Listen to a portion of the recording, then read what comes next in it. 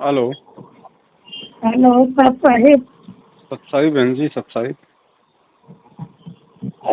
Sir अगर मैं आपसे एक बात पूछ रही थी, ये जी जो हमारे पास बुक्स हैं, जी। अब हमने ये पढ़ ली है, देखो घर में कोई बच्चा इधर उधर दे रहे, अगर मैं किसी को दे दूँ तो कोई बुराई तो नहीं? क्या चीज? किताबें। नहीं, किताबें देने में क्या दिक्कत है? वो तो ज्ञान है परमात्मा का। हाँ, किताबों मैं में कोई इसीलिए तो दिक्कत नहीं। पूछ रही हूँ मैं आपसे। अरे इसमें माला लेनी जरूरी है? नहीं, कोई जरूरी नहीं है। माला तो केवल शुरुआत में अभ्यास के लिए होती है, बल्कि माला का फिर कोई काम नहीं। अभ्यास तो देखो उंगलियों पे भी कर हाँ, सकते हैं। कोई दिक्कत नहीं, कोई दिक्कत नहीं बहन जी। परमात्मा ने कह रखा है कि माला तो कर में फिरे और जिब्या फिरे मुख माही, मन तो हाँ, चौदिस फिरे यो तो सुमरण नाही। माला की कोई आवश्यकता नहीं हाँ। है। और मैं एक बात और पूछना चाहूंगी आपसे। जी। ये जो है क्या नाम जी, क्या कह रही थी मैं?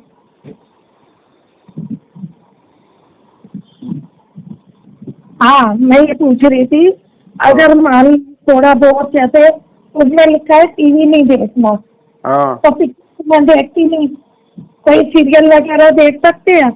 देखो बहन, ऐसा है, टीवी हाँ, परमात्मा ने क्यों देखने के लिए मना किया है? क्योंकि हमने नाम दीक्षा ले ली, हम हाँ, लोग भगत बन गए, तो अब हाँ, जितना हो सके उतना हम बकवादों से दूर रहें, क्योंकि टीवी में ज्यादातर बकवाद ही आती है। वैसे परमात्मा ने अच्छी चीजें देखने के लिए, जो भक्ति में सहायक हों, उनको हाँ, देखने के लिए परमेश्वर ने मना नहीं किया। आप जी समाचार सुन सकती है लिमिट समय के लिए। आप जी हाँ, कोई ऐसा प्रोग्राम हो जिसमें किसी प्रकार की कोई दिक्कत ना हो, जहां पे अश्लीलता ना हो, फूहड़ता ना हो, वो आप जी देख सकती हैं। अब जैसे बहुत सारे नाटक है, सास बहू के हैं और हैं, तो ये मैं आपस तो में झूठी एकदम कहानियां सीरियल होती हैं। देखती हूँ। ये झूठी कहानियां होती हैं, काल्पनिक बातें होती हैं, बढ़ा चढ़ा के यहाँ दिखाया जाता है, तो हमारा समय बर्बाद होता है। और दूसरी बात बहन जी, परमात्मा ने हमें जो भक्ति दी है, अब परमात्मा ने एक तरीके से हमारा दिमाग खाली कर दिया। इसमें केवल हमें सत्य चीजें ही डालनी है। अब हम टीवी देखेंगे और फालतू की बकवास देखेंगे, तो सबसे पहले तो परमात्मा के वचन की अवहेलना हो गई। और दूसरा, हम जैसा इस दिमाग में डालेंगे, ये दिमाग वैसा ही बाहर निकालेगा। जैसे मोबाइल के मेमोरी कार्ड में अगर रागनी डालोगे तो रागनी सुनाएगा, सत्संग डालोगे तो सत्संग सुनाएगा। तो ये फालतू की बकवादें गुरुजी ने फिल्म, सीरियल, क्रिकेट वगैरह देखने के लिए इसलिए मना किया है कि एक तो हमारा समय बचेगा, और दूसरा, ये फालतू की बकवाद यदि हमारे दिलो दिमाग में आएगी तो बेचैनी सी पैदा कर देगी। तरह तरह के विचार आएंगे, घटिया अश्लील विचार आएंगे। और जब हम आरती सुमरण करेंगे तो काल भगवान उन्हीं चीजों को बार बार हमारे सामने लेके आएगा जो हमने देखी है। इसलिए परमेश्वर मना करते हैं कि अपना सादा जीवन जियो, फालतू की बकवादों से दूर हटो, जो सतलोक जाने में हमारे लिए सहायक हो, जो हमारे विचारों को अच्छा बना दे, हैं, उन चीजों हाँ, को हमें देखना है। तो समाचार वगैरह तो सुन सकते हैं, इनमें कोई दोष नहीं है। जैसे कोई जियोग्राफी चैनल है या कोई ऐसा कोई चैनल है जिससे कोई जानकारी बढ़े, वो भी बहुत ही कम लिमिट समय के लिए। हमें कोई उसका कोई वो नहीं करना कि हमें रोज ही देखना है। लेकिन मैं इसमें आदी नहीं हूँ। अब जैसे घर में देखो, एक रूम में बच्चे बैठे हैं टीवी चला रहे हैं, अब मैं उनको ये तो नहीं कहूंगी, लड़ाई तो नहीं करूंगी घर में कि भाई टीवी बंद करो बंद करो। नहीं, देखो तो बहन, बता ये देते हैं। देखो बहन, ये परिस्थितियों के ऊपर है। अगर आपके बच्चों ने नाम दीक्षा नहीं ले रखी है और बच्चे अगर टीवी देखते हैं, बच्चे अगर घर में फिल्म देखते हैं, तो ये आपकी जिम्मेदारी बनती है कि आप उनको समझाएं। और आपके समझाने से यदि बच्चे नहीं मानते हैं तो आपने जबरदस्ती नहीं करनी है। वो अपना टीवी देखें, अपना फिल्म देखें, अपना सीरियल देखो, उन्हें देखने दो। हमें उसमें कोई बाधा नहीं होनी चाहिए बहन, उससे नामखंड नहीं होता है। अब जैसे मैं किसी नाई की दुकान पे सेविंग करवा रहा हूं, अब नाई की दुकान में तो ज्यादातर मुंह के सामने टीवी लगा रहता है, तो ये थोड़ी है कि मैं शेविंग कराऊंगा तो वहां टीवी चल रहा है, मैच चल रहा है, तो मेरा नाम खंड हो गया। ऐसे नहीं होता बहन। हमें जानबूझ करके इन बकवादों को नहीं देखना। नहीं, मैं खुद तो नहीं लगाती हूँ। अब जैसे बच्चे देख रहे हैं, अब कमरे से बाहर भी आ जाए, लेकिन आवाज तो कान में आती है। उससे कोई दोष नहीं है बहन जी। पड़ोसी आपस में लड़ रहे हैं, गालियां निकाल रहे हैं, तो आवाज तो कानों में आएगी, तो उसमें हमारा क्या दोष है? हाँ, वही बात तो मैं आपसे पूछ रही हूँ। ऐसे नहीं, यहां होता है जानबूझ के करना। परमात्मा कहते हैं कि जानबूझ मारे नहीं। और मालिक की एक वाणी है ना कि भाई इच्छा कर मारे नहीं और बिन इच्छा मर जाए, कहे कबीर उस दास का पाप नहीं लगाए। हमें इच्छा करके कोई भी ऐसा काम नहीं करना जो गुरुजी ने हमें बताया है। अब ऐसे हम किसी बस में जा रहे हैं, हम किसी ट्रेन में जा रहे हैं, वहां पे फिल्मी गाने चल रहे हैं, तो हमारे कहने से थोड़ी वो बंद करेगा, वो तो चलाएगा, तो चलने दो, हमारा क्या ले रहा भाई। वही बात तो मैं आपसे पूछ रही थी। हाँ, और नहीं, एक उसमें कोई दोष नहीं है नहीं, एक बात और मैं आपसे पूछना चाहूंगी। जी। अब जैसे घरों में, अपने ही घरों में शादियां होती हैं हाँ और बुलावे तो आते हैं जी। भाई, अपने अगर नहीं जाएंगे तो बुरा मानेगा इंसान। हाँ हाँ। क्या सोल्यूशन है? देखो बहन, इसका भी सॉल्यूशन परमात्मा ने बता रखा है। ऐसी जो स्थिति होती है ना, उसके दो समाधान हैं। प्रथम समाधान तो बहन जी परमात्मा ने ये बताया कि देखो, हम मोक्ष के लिए हम गुरु से जुड़ते हैं, हम गुरु से ज्ञान लेते हाँ, हैं, अपना तन मन धन हम सतगुरु को समर्पित करते हैं। तो जब हमने इतना सब कुछ समर्पित कर दिया है, तो फिर हमें एक तरफ होके लगना चाहिए, हमें परमेश्वर के प्रति पूर्ण रूप से समर्पित होना चाहिए। ये ब्याह शादी है, विवाह है, ये सब परमेश्वर ने आडंबर बताए हैं, ये पैसे वाले लोगों के चौचले थे जो उन्होंने शुरू किए थे। अब हम भगत बन गए, अब हमें ज्यादा वजन सर पे ढोके नहीं चलना है। तो इसका पहला समाधान तो परमात्मा ने मीराबाई का उदाहरण दिया कि अगर ज्ञान हो गया और यदि संघर्ष कर सकते हो तो फिर एक तरफा होके करो। हमें समाज को राजी नहीं करना, हमें फूफा फूफी को राजी नहीं करना, हमें भगवान को राजी करना है, और भगवान राजी होगा इन बकवादों से दूर होने से। दूसरा समाधान परमात्मा ने यह बताया, यदि आप मीराबाई की तरह अभी दृढ़ नहीं हो, संघर्ष नहीं कर सकते हो किसी परिस्थितिवश, तो परमेश्वर ने बताया कि आप जी जा सकते हो, विवाह में जा सकते हो, शादी में जा सकते हो, ऐसी कोई बात नहीं, क्योंकि ये हमारा 7 जन्मों का रिश्ता है। हम उनसे इस तरह से अगर नाता तोड़ेंगे तो वो कभी भी गुरु जी का ज्ञान स्वीकार नहीं करेंगे। तो परमात्मा ने एक बीच का रास्ता बताया है कि ऐसी स्थिति में हम जा सकते हैं।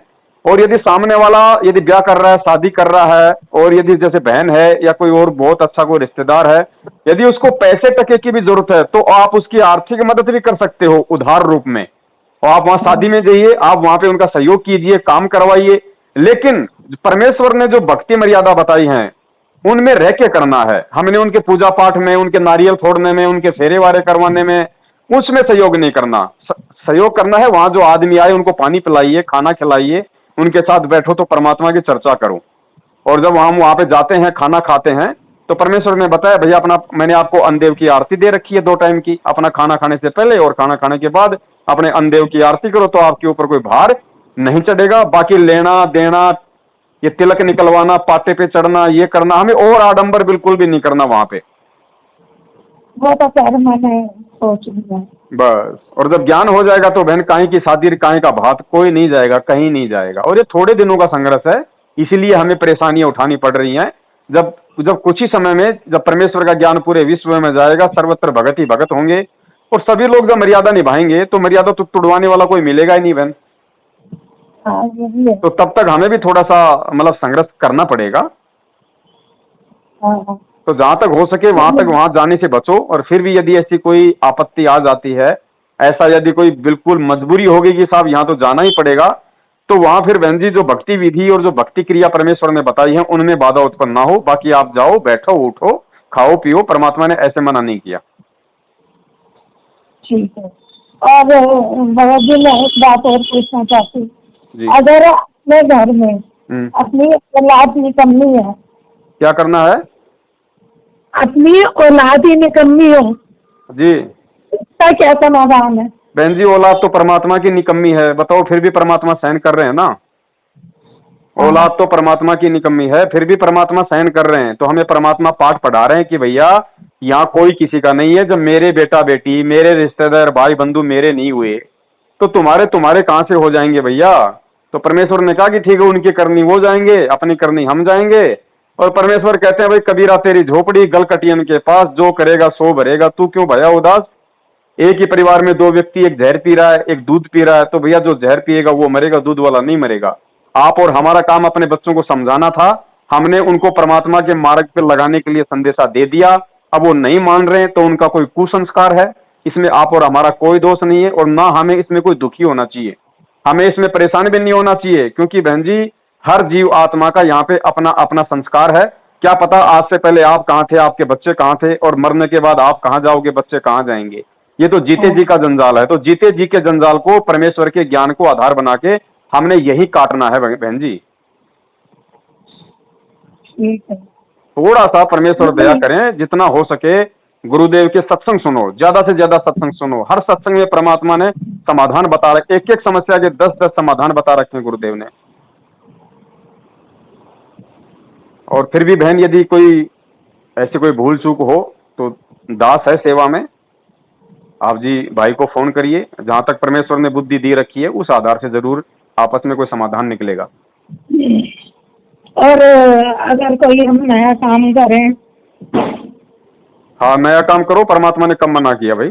फालतू के काम तो करने नहीं, जिन कामों से अपनी भक्ति हो जाए, अपना रोजी रोटी का धंधा चल जाए वो काम करो। उस काम के लिए परमेश्वर ने हमें आदेश दे रखे हैं कि कोई भी काम शुरू करो तो परमेश्वर का मंगलाचरण कर दो। मंगलाचरण का मतलब है बढ़िया मंगल ही होना। बहुत बड़ी पावर है बहन जी मंगलाचरण में। लेकिन क्या करें, अब जैसे कबीर साहिब जी के बहुत सारे दोहे जो हमने सुने नहीं, वो तो हमें बहुत अच्छे लगते हैं। और कई दोहे ऐसे हैं जो बिल्कुल हम जन्म से सुनते आ रहे हैं कि बड़ा भया तो क्या भया, जैसे पेड़ खजूर, पंछी को छाया नहीं, फल लगे अति दूर, गुरु गोविंद दोनों खड़े, काके लागू पाए, बलिहारी गुरु आपने गोविंद दियो बताए। तो हम 5वीं 6वीं कक्षा से हिंदी में ये दोहे पढ़ते आ रहे हैं और आज ये दोहे हमें गुरुजी पढ़ा रहे हैं। तो हमें लगता है यार ये तो घिसा पिटा सा दोहा है, जबकि इनमें कितना गहरा रहस्य छुपा हुआ है। ठीक है, तो ऐसे ही बहन जी मंगलाचरण है। मंगलाचरण परमेश्वर का शब्द है, स्वयं सिद्ध है ये। तो मंगलाचरण को यदि हम मर्यादा में रह के कोई भी काम यदि हम शुरू करें, उससे पहले यदि हम करें, तो वैसे तो हमें रोज ही करना है मंगलाचरण, तो आरतियों से पहले भी करते हैं। वैसे भी परमात्मा ने बताया सुबह उठते ही मंगलाचरण करना चाहिए। ठीक है, तो मंगलाचरण में बहुत बड़ी पावर है। मंगलाचरण का मतलब है सारे काम मंगल ही होना। हाँ, और कोई इलाज नहीं बहन जी इस भक्ति का, भक्ति से ही भक्ति का इलाज है। ठीक है। और बाकी हम मर्यादा में हैं तो परमात्मा 24 घंटे हमारे साथ में बहन, हमारा तो मंगल ही होगा, अमंगल कहां से होगा बताओ? और अगर किसी कारणवश यदि अमंगल भी हो रहा है, हमें लगता है होता नहीं, आपको लगता है कि कोई अमंगल हो रहा है, तो वो भी आगे चल के हमारे मंगल में ही बदलेगा। क्योंकि हम जीव हैं, हम आगे की नहीं समझ सकते, लेकिन परमेश्वर को तो पहले से पता ना कि आगे चल के कब और कौन से कर्म का इसको कांटा लगेगा और वो कांटा मुझे कैसे निकालना है। अब कांटा किसी के चुभ जाए और माँ बाप उसका कांटा निकालते हैं तो बहन जी निकालते समय भी उसको दर्द होता है, जबकि माता पिता का मकसद उसको दर्द देने का नहीं, वो दर्द हल्का करने का है, लेकिन निकालते समय भी दर्द होता है। तो परमात्मा हमारे जो कर्म काटते हैं उसके लिए कुछ वो खेल खेलते हैं। हमें लगता है कि ऐसा क्यों हो रहा है, मेरे साथ ऐसा क्यों हो गया, तो वो ऐसा जो हो गया वो परमात्मा को पता क्यों हो रहा है। परमात्मा वो कांटा निकाल रहा है हमारा। तो हमें थोड़ा धैर्य रखना चाहिए, थोड़ा विवेक का परिचय देना चाहिए और परमेश्वर का हर स्थिति में हमें धन्यवाद करता रहना चाहिए, चाहे सुख हो चाहे दुख हो। क्योंकि यदि हम परमेश्वर की शरण में हैं तो दुख आएगा तो हमारे हित में आएगा, सुख आएगा तो हमारे हित में होगा। ठीक है। हाँ, और बताइए बहन। बस अभी तो इतना ही है। चलो बहन, दया परमात्मा की, आप जी लगे रहे परमेश्वर पे विश्वास करके। दुनिया में हमारा कोई नहीं है सिवा परमेश्वर के। ये रिश्ते नाते तो पता नहीं असंख्य जन्म हो गए, हम कभी इनके बाप बन रहे हैं, कभी ये हमारी माताएं बन रही हैं। अब की बार मौका मिला है ये रिश्ते काटने पीटने के, और एक रिश्ता बना लो बस, अपना परमपिता परमेश्वर केवल अपना सतगुरु है। अपना बेटा भी उसी को समझो, अपना बाप भी उसी को समझो, अपना पति भी उसी को समझो बहन, तब जाके ये बेड़ा पार होगा हमारा। बाकी सांसारिक रिश्ते हैं वो भी हमें निभाने हैं, लेकिन प्यार प्रेम से। कोई माने तो ठीक, ना माने तो ठीक बहन, जबरदस्त तो इस मार्ग में है ही नहीं बिल्कुल भी। हाँ वो तो है ही। हाँ ठीक है बहन। वैसे आप कहाँ से बोल रही हो? मैं दिल्ली से। दिल्ली से। नाम कब लिया था बहन? 20 मई को। अभी 20 मई को? अच्छा, लॉकडाउन में तो आपने ऑनलाइन लिया होगा। ऑनलाइन लिया था। हाँ, चलो कोई बात नहीं बहन, नाम परमात्मा का है। लेकिन आज के बाद ध्यान रखना बहन, ये जितने भी लोग हैं, ना ही तो आपने इनसे कोई संपर्क रखना है, ना कोई संबंध रखना है, ना इनको 1 रुपया नया इनको कोई दान के रूप में देना है, ज्योति पाठ कुछ नहीं देना बहन, वरना जितनी भक्ति कर रहे हो। वो मैंने आपकी वीडियो देखी है, मुझे समझ आया। हाँ, दया परमेश्वर की, दया परमात्मा की बहन। हमारा परमपिता परमेश्वर है, वही हमारा अच्छा बुरा कर सकता है और कोई नहीं कर सकता। हम प्रार्थना करें तो हम उन्हीं से करें, प्रार्थना भी उन्हीं से करनी है। प्रार्थनाओं के नाम पे भी नहीं लुटना पिटना, कोई प्रार्थना नहीं जाती गुरु जी के पास। अगर परमात्मा प्रार्थना सुनेगा तो केवल आत्मा की सुनेगा। ये बीच में जो एजेंट बने हुए हैं ना, इनकी नहीं सुनेगा बहन परमात्मा। आत्मा से प्रार्थना करोगे, चाहे पहाड़ पे बैठ के कर लो, परमेश्वर तुरंत सुनता है। हाँ ठीक है बहन। अगर मान लो हमारे को अपने घर में शुद्धि करवानी हो तो कैसे होगी? किस चीज की शुद्धि? किस चीज की शुद्धि? जैसे घर में जादू टोने कर देते हैं लोग। बहन जी, अगर आप परमेश्वर की शरण में हो, मालिक की भक्ति कर रहे हो, तो आप पे जादू टोना चाहे कोई लाख कर दे, चाहे कोई दुनिया का बड़ा सा बड़ा तांत्रिक आके अगर आपके घर के सामने बैठ जाए ना, उल्टी मार खाएगा। परमेश्वर कहते हैं राहु केतु रोके न घाटा, सतगुरु खोले बजर कपाटा। और हम जो असुर निकंदर रमेणी पढ़ते हैं, लास्ट में जो रक्षा मंत्र आता है ना, सतगुरु शरण शरणाई, शरण गए कुछ भय नहीं व्यापे, काल जाल भय मिट जाही, रोग शोग छल छिद्र न व्यापे, सन्मुख न ठहराई, जय अग्नि तन निकट न आवे, दूरी जात रंगाई। ये फिर परमात्मा कहते हैं कि 98 पुण्य मूठ ना लागे, उल्ट तही दर खाई। यानी 98 प्रकार की मूठ होती है जादू तंत्र। गुरुजी कहते हैं चाहे कोई कितना जोर लगा ले, मेरे भगत के ऊपर उनका असर नहीं हो सकता। बहन जी, ये सत भक्ति है। अभी आप नई नई जुड़ी हो परमेश्वर की दया से, धीरे धीरे जैसे आप गुरुदेव के सत्संग सुनोगी, उनके सत्संगों के मतलब समझोगी, इतनी दृढ़ता आ जाएगी बहन। अरे जंतर मंत्र तो क्या, ये काल भगवान आ जाए तो कुछ नहीं बिगाड़ पाएगा। तो मैं रोज सुनती हूँ। हाँ, तो परमेश्वर दया करे, जादू टोना मंत्र कुछ नहीं बहन ये। हाँ, मुझे ना रमेणी के बारे में पता नहीं था। कोई बात नहीं, जब आप रमेणी करो ना तो रमेणी के जो लास्ट में आता ना, जो रक्षा मंत्र हम बोलते हैं, हाँ। उसमें देखो गुरुजी ने लिख रखा ना, 98 मूठ, वो जो मालिक की जो वाणी है, 98 पुण्य मूठ ना लागे। मूठ यानी ये जो मूठ छोड़ते हैं, जंत्र मंत्र करते हैं, अच्छा। कुछ नहीं लगेगा। 98 पुण्य मूठ ना लागे, उल्ट तही दर खाई, छोड़ने वाले पे ही उल्टी जाके लगेगी। क्योंकि बहन जी, परमात्मा ने हमारे को भक्ति का रक्षा कवच पहना रखा है। हाँ, मर्यादाओं में रहेंगे तो बाल विवाह का नहीं कर पाएगा कोई हमारा। क्योंकि है ना मेरे घर में ये जमीन जायदाद के ऊपर कि भाई इसका काम क्यों अच्छा है, ये अच्छा क्यों रह रहे हैं, सब उल्टे सीधे कर्म करते रहते हैं। देखो बहन, ऐसा है, जिन्होंने नाम दीक्षा नहीं ले रखी है उन पे असर हो सकता है, तो उनको बोलो भैया मैंने तो गुरुदेव की भक्ति का रक्षा कवच पहन रखा है, तुम्हें अपनी सुरक्षा करनी है तो तुम भी पहनो भाई। अरे मैं खाना खाऊंगी तो मेरा पेट भरेगा ना, तुम भी खाओ भाई अगर तुम्हें भूख लग रही है तो। वो ये लोग भड़काने वाले बहुत हो जाते हैं। कोई बात नहीं बहन जी, वो बहक इसलिए रहे हैं, वो बहक इसलिए रहे क्योंकि अभी उनका भक्ति संस्कार आया नहीं परमात्मा से जुड़ने का। जब आ जाएगा तो बहन आपसे भी ज्यादा दृढ़ होके लग जाएंगे। वो सभी मालिक की आत्माएं हैं ना। अब गुरुदेव तो 1994 से नाम दे रहे हैं, आप मई के महीने में क्यों जुड़ी 2020 में? आप क्यों जुड़ी? 24 साल कहाँ थी बताओ? तो आपका समय आया तभी तो आप जुड़ी। पहले क्यों नहीं मिले? वही तो बता रहा हूँ, क्योंकि आपका समय नहीं था। आपका समय आ गया तो परमात्मा ने आपको खींच लिया। ऐसे ही आपके बेटा बेटी परिवार वालों का समय आएगा, परमात्मा उनको भी खींच लेंगे। वो तो सबको नाम दीक्षा देने आए, सबको अपना बनाएंगे, लेकिन समय पे। तब तक हमें शांति रखनी पड़ेगी। ठीक है। हाँ ठीक है बहन, ठीक है। सत साहिब। भाई जो गुरु बचन पे डट गे रकट गे फंद 84 के। भाई जो गुरु बचन पे डट गे रकट गे फंद 84 के।